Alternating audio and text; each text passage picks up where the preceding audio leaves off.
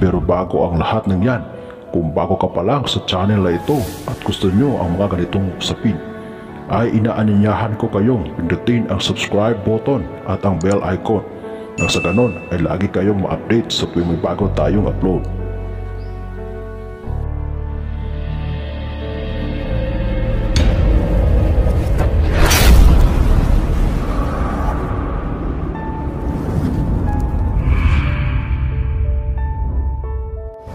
Ang palos ay isang kakayahan o kapangyarihan na magaling sa takasan, bilis at liksi. Kung may magtatangka sa iyong buhay, ay matatakasan mo ito agad o maiiwasan at hindi ka nila kayang hulihin dahil ang katawan mo ay napakadulas tulad ng isang igat o eel. Ito ay isang uri ng isda na nabubuhay sa tubig tabang. Maraming naghahangad na magkaroon ng mutya ng palos dahil sa angking galing nito at kakayahan. Sa taong nagmamay-ari nito, parang igat ang dulas na hindi basta-basta mahuhuli. Kaya sa video na ito, aking ibabahagi ang orasyon sa palos. Pamamaraan: bago umalis ng bahay o patungo sa mga lugar na delikado, ay dasalin lamang ito. Una, magdasal muna ng isang Ama Namin, isa aba Ginoong Maria at isang sumasampalataya at isunod ang orasyong ito ng 3 beses.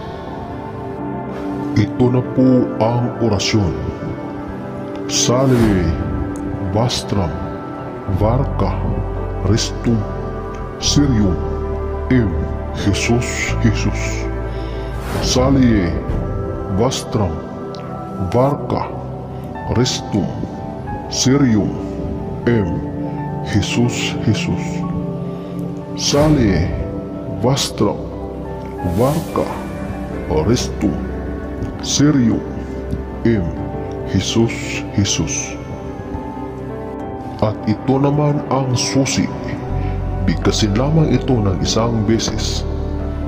Igvolus kun mabulus igma timalay torpis ak mahiris salvame. Pagkatapos mong mabigkas ay iihip sa dibdib ng 3 beses at pwede ka nang pumunta kahit saan mang lugar na iyong nanaisin. Iyan po ang ating orasyon sa palos. Laging pakatandaan na ang mga orasyong aking binabahagi ay pawang subok at gumagana. Kaya maipapayo ko po na alagaan ito at pakaingatan. Hanggang dito na lamang po ang ating kaalaman para sa araw na ito. Muli, maraming salamat sa iyong walang sawang panonood. God bless us all.